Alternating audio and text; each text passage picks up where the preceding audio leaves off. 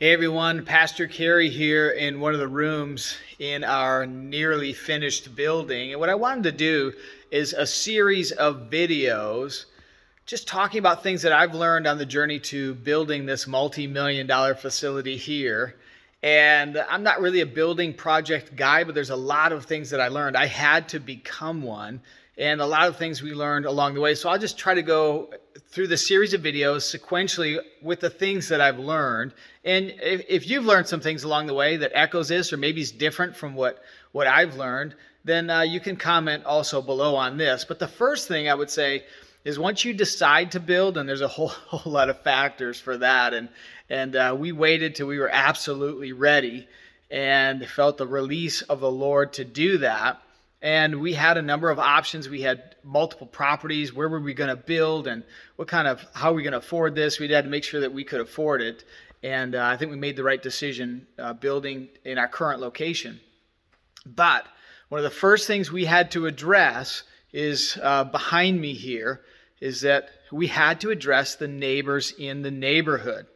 And one of the mistakes I made is that I left it to one of the realtors that we had hired to go, and we drafted a letter kind of informing the neighbors what we were doing.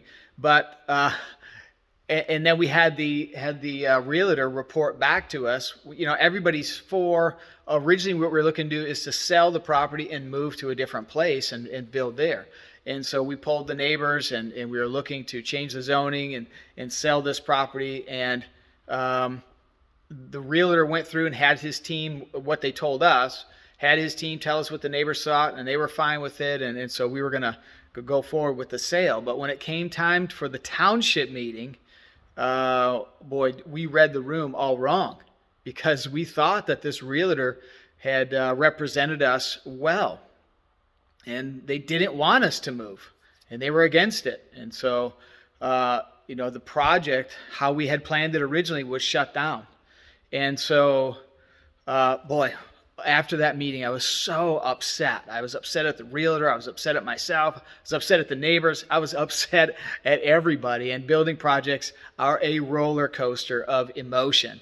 And so this is one of the first situations that we had here that we had to deal with.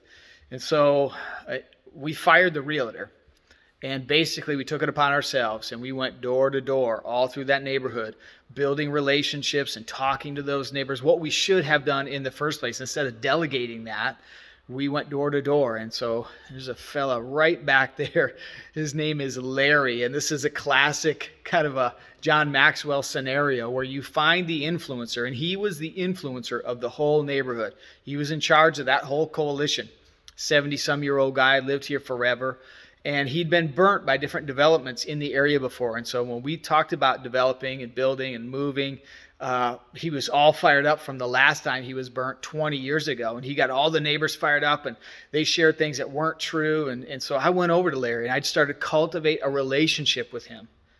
And that was months and months and months of just loving on Larry and talking to him and keeping him in the loop of everything that we're going to do to make sure that our communication was sound. I knew that if I could get Larry, I could get the rest of the neighbors. And so we revised our plan. We went back to the township, and all the neighbors showed up again at that meeting, at the township meeting. And Larry got up, and Larry said, "You know what? I'm for this project." And he said, "The best thing that has come out of this is that I gained a friend." And he was talking about me, the pastor of the church. And he said it publicly where a year ago he was totally against us, angry and agitated.